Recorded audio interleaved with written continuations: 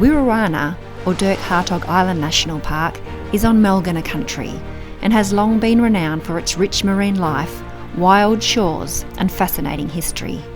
But now it's drawing attention for another reason. WA's largest island has become a modern-day Noah's Ark, a sanctuary where rare and threatened animals are finding safe haven, thanks to the success of the Return to 1616 project. This project is a really big deal. It's got global conservation significance. It's the only place in Australia where you can see all of these animals living together. It's the largest number of species that have been successfully relocated to an island environment. The project's been in 2 stages. So the first stage was removal of the feral animals. So that includes the feral cat and also the goats and the sheep. Feral cat eradication was the largest successful eradication in the world at the time it was completed, and 8 years later that's still the case.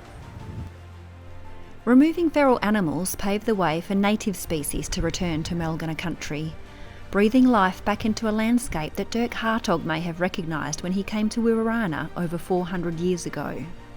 So the aim here initially was to reintroduce 11 species that had become locally extinct on Dirk Hartog Island, 10 mammals and 1 bird species. In addition to that, we have also introduced, for conservation purposes, 2 additional species. The majority of those releases have been highly successful. We've seen high survival rates and we've seen breeding from all species so far, and animals all gaining weight, all putting on condition. Of course, there's no point in reintroducing animals without restoring their habitat. As well as removing feral animals, this has also involved monitoring vegetation growth and weed control. And the main objective of my project is to report on vegetation cover change across the island. So there's satellite data that's been collected from the late 80s. So you get an image or imagery every year up to now, and we can look at changes that have occurred across the island, both over that whole time and particularly since destocking. So what we're seeing here, which is really good, is we're getting a big increase in cover since destocking. The project's success has made it one of Australia's most remarkable conservation stories. For me personally, it's been a huge privilege to be a part of this program. Be a part of a project where we're seeing and enjoying success and knowing that we're making a positive contribution to not just 1 or 2 species, but a whole cohort of species that are threatened across the Australian landscape. It's really exciting.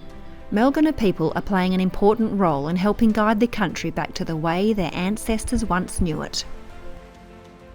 Yeah, as a Malgana person, it's important to care for country. So to actually see the changes and what's happening over at Dirk Hartog means a lot. It just shows that we are caring for country in the way that we should be. I've been lucky enough to be involved with most of the translocations in some way or another. Very grounding to see how these small animals push through drought, being taken from where they are to another island so far away from their home, and they survive and they persevere.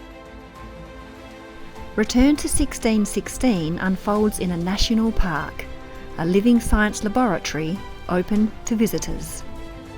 Which means that people from all over the world, all over Australia, and local residents can come to the national park and witness the project, be a part of it, and potentially see some of the animals that have been relocated.